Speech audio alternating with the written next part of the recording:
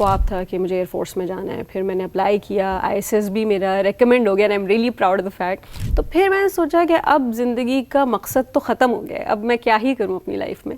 ایک بڑی معیوب سی میں آپ کو ایک اور فیکٹ بتاؤں کہ for the most part I was the only girl in my 4-year degree program. Basically بہت ہی بیسک سی فیملی سے تعلق ہے میرا, ایک ورکنگ کلاس مڈل کلاس جو فیملی ہوتی ہے, اور وہی ویلیوز ہمیں ملی ہیں اپنے پیرنٹس سے. میں سب سے بڑی جو ہے وہ ہوں, like I am the first child, I am the first daughter, I am the only daughter. تو بہت پریشر ہے میرے کندھوں پہ, اسٹرگل ہی الگ ہوتی. اور میرے 2 چھوٹے بھائی ہیں, اور والد صاحب ہوتے تھے, والدہ ہوتی تھیں, اور کراچی میں ہی پوری زندگی گزری.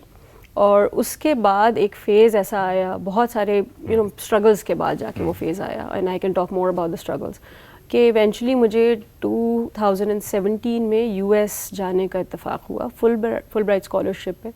اب جن کو نہیں علم ہے تو ان کے لیے میں بتا دوں کہ فل برائٹ اسکالرشپ جو ہے it's one of the most prestigious scholarships in the world, اور ایک بڑا کمپیٹیٹیو سلیکشن پروسیس ہوتا ہے, جس کے بعد ہر سال جو ہے سلیکٹڈ پاکستانی اسٹوڈنٹس کو ماسٹرس کے لیے اور PhD کے لیے وہ اسکالرشپ ملتی ہے.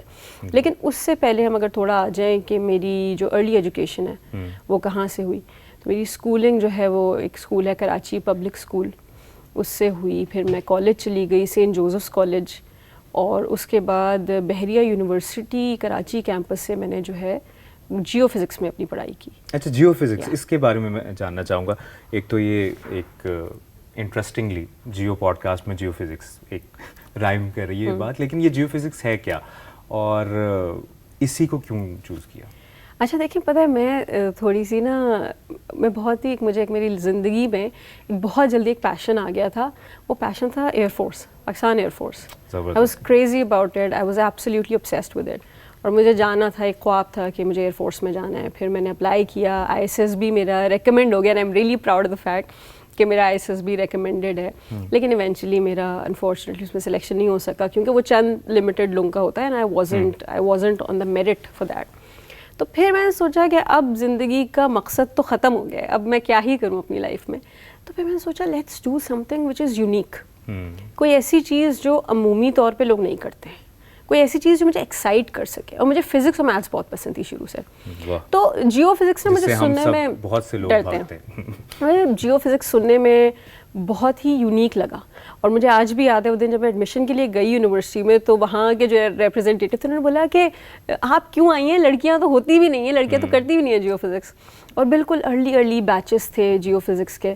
بٹ ایونچولی میں نے اس میں انرول کیا, کیونکہ وہ ایک بہت ہی یونیک فیلڈ تھی. اس میں میتھس اور فزکس کا عمل دخل بہت زیادہ تھا, ارتھ سائنسز تھی, آئل اینڈ گیس ایکسپلوریشن کے بارے میں وہ تھی. تو ایک بڑی معیوب سی میں آپ کو ایک اور فیکٹ بتاؤں کہ for the most part I was the only girl in my 4-year degree programme.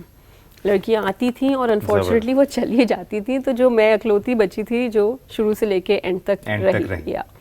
تو جیو فزکس میں نے اس لیے کیا.